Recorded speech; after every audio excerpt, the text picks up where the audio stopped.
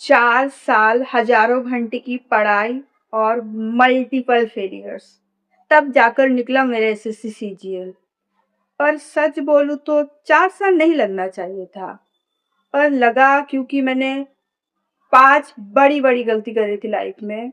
So in today's video मैं इस 5 गलती को बताने जा रही हूँ so that you don't waste your time the way I did. So let's get start. So number 1 mistake is मैंने रैंडमली बुक खरीदी बाय आस्किंग फ्रेंड्स। मेरे को नहीं पता था कौन सा बुक खरीदना चाहिए, मेरे पास कोई गाइडेंस नहीं था इनिशियली। सो मैंने जो फ्रेंड्स बुक खरीदते थे मैं भी पूछती थी कौन सा बुक खरीदना चाहिए, they suggest me R S Aggarwal for maths. I bought this और मैंने उसी को सॉल्व करना शुरू कर दिया। बट बाद में पता चला कि आर एस अग्रवाल बुक की कोई वैल्यू है ही नहीं एंड उसमें अगर मैं वो करूँगी तो मेरा सिलेक्शन नहीं हो पाएगा। मैंने पूरा कंप्लीट भी की थी आर एस अग्रवाल की बुक, कुछ नहीं हुआ। सो फिर मुझे अपना बुक चेंज करना पड़ा एंड मैंने कोई बुक फिर नहीं खरीदी उसके बाद।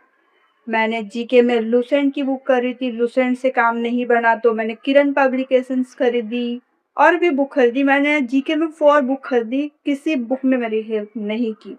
सो मैं आपको यही बताऊंगी, don't buy randomly unnecessary books. पहले ध्यान से बैठो, किसी से सलाह उसी से लेना चाहिए कि जिसने क्लियर की हो एग्जाम या फिर कोई गाइडर हो, जेन्युइन गाइडर, उससे ही जाके सलाह लो तो सही रहेगा। अननेसेसरीली किसी से भी मत जाके पूछो कि मुझे कौन सा बुक खरीदना चाहिए। तो ये मेरा पहली गलती थी लाइफ में, मैंने सुधारी इसे। माई सेकेंड मिस्टेक इज मैंने अपनी पूरी टाइम बेसिक्स में ही निकाल दी। बेसिक्स करना तो ज़रूरी है पर उतना नहीं जितना मैंने अपनी टाइम वेस्ट की। मैं पूरे दिन भर सिर्फ बेसिक्स ही करती थी। सिलेबस में जो जो टॉपिक था मैं उसके सॉल्व क्लियर करते जाती थी। जीके में तो मत पूछो मैंने क्या क्या की। मैंने इतनी बुक पढ़ी जीके में, फिर यूट्यूब में कितने सारे टीचर्स को फॉलो किया क्योंकि जीके पढ़ने में मज़ा आ रहा था, बहुत ज़्यादा मज़ा आ रहा था। नए-नए टॉपिक थे, कभी पॉलिटी, इकोनॉमिक्स पढ़ी नहीं थी। अच्छा लगने लगा टॉपिक तो मैं पढ़ाई स्टार्ट कर दी। पढ़ती गई, एक टीचर से मेरा नंबर बूस्ट नहीं हुआ तो मैंने दूसरी टीचर को फॉलो किया, देन तीसरी, देन फोर्थ। ऐसे करते-करते मेरा कितना वक़्त बर्बाद हो गया बेसिक्स के चक्कर में। सो सिर्फ बेसिक्स में नहीं अटकना है, आपको कुछ आगे भी बढ़ना है, क्वेश्चंस भी सॉल्व करना। And my third mistake is मैंने पीवाईक्यू नहीं सॉल्व की। बेसिक तो कर रही थी बट पीवाईक्यू नहीं कर रही थी। PYQ is very very important things in SSC exams, क्योंकि एसएससी अपना क्वेश्चंस को रिपीट करते हैं और आपको भी पीवाईक्यू में ज़्यादा से ज़्यादा ध्यान देना चाहिए। And the fourth number mistake is मैंने मॉक नहीं दी। आप भी सोच रहे होंगे कि मॉक कौन नहीं देता है यार, पर मैंने ऐसे ही गलती की थी। एक्चुअली मुझे पता था मॉक देना चाहिए, यूट्यूब में मैं देख रही थी कि मॉक दो, पर मैं कैसे देती हूँ आज? मेरे पास पीसी ही नहीं था, कोई पीसी नहीं, कोई लैपटॉप नहीं। अब बिना पीसी और बिना लैपटॉप में मैं कैसे मॉक देती? और मोबाइल पर देती भी दी थी भी मैं 1-2 मॉक, पर कोई फ़ायदा नहीं मोबाइल पे देने का, क्योंकि मॉक से आपका स्पीड बनता है, एक्यूरेसी बनता है और आपको एग्ज़ाम लाइक फ़ील होता है कि मैं सच में एग्ज़ाम दे रही हूँ। तो आप अपने आप को उसी हिसाब से तैयार करते हो एग्ज़ाम के लिए। पर बिना मॉक का कोई काम ही नहीं बने।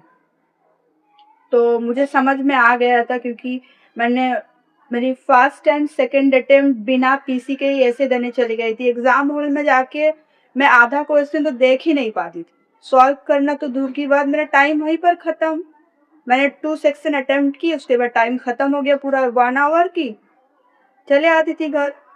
तो मुझे समझ में आ गया कि PC is very very important, मुझे तो लेना चाहिए। तो मैंने घर में आके बहुत जिद की and my father's watch my dedication, how dedicated I am towards clearing this exam. So फिर उन्होंने कुछ मैनेज किया मेरे लिए, फिर मैंने पीसी ले ली अपनी और इस बार मैंने कोई गलती नहीं की, सब कुछ सही था। मैं अपनी मॉक पे अच्छी तरीके से ध्यान देने लगी, मैं मॉक डेली देती थी। पर फिर भी 2024 एग्ज़ाम में क्या हुआ, मेरा प्री निकला, फिर मेंस में कुछ नंबर से तो मैं रह ही गई। पढ़ने का हिम्मत बिल्कुल नहीं था, लग रहा था बस this exam is not for me. फिर बहुत मुश्किल से खुद को सँभाला, फिर से खड़ी हुई एंड द बिग मिस्टेक्स मुझे रियलाइज़ हुआ कि मैं अपनी मॉक को सही तरीक़े से एनालाइज़ नहीं कर रही। एनालाइज़ करना बहुत ज़रूरी है। एनालाइज़ तो कर रही थी, पता चलता है कि इतना मार्क्स आ रहे हैं, यहाँ काम करना चाहिए, बट सही तरीक़ा से शायद लिख-लिख के जितनी अच्छे तरीक़े से करना चाहिए था मुझे, मैं नहीं कर रही थी। इसलिए मेरा मार्क्स आगे नहीं बढ़ रहा था, स्टक हो गया था शायद।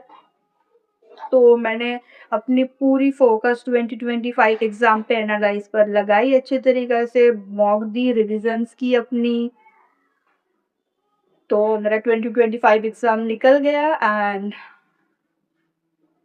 सो सिर्फ़ मैंने एग्ज़ाम ही नहीं निकाली, इस 4 साल की जो प्रोसेस है मैंने लाइफ़ में बहुत कुछ सीखी कि कैसे करके आपको एग्ज़ाम की प्रिपरेशन करना चाहिए and that's why I am sharing my experience with you. So 4 साल लगने का मतलब ये नहीं है कि आपका टैलेंट कम है, कभी-कभी सही डायरेक्शन की भी ज़रूरत होती है। जब मुझे इस डायरेक्शन में मैं चलती गई, मेरा भी हो गया। अगर आप भी सही डायरेक्शन पर चलोगे, आपका भी हो जाएगा। और अगर आप इन गलती जो 5 गलती मैंने डिस्कस की है, उस गलती में से कोई एक भी कर रहे हो, तो उसे आज ही फिक्स करो।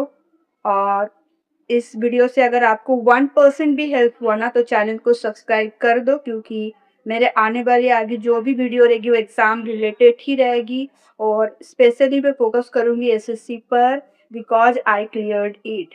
Till then, stay focused towards your study, have faith in your ability, and all the best for your exams.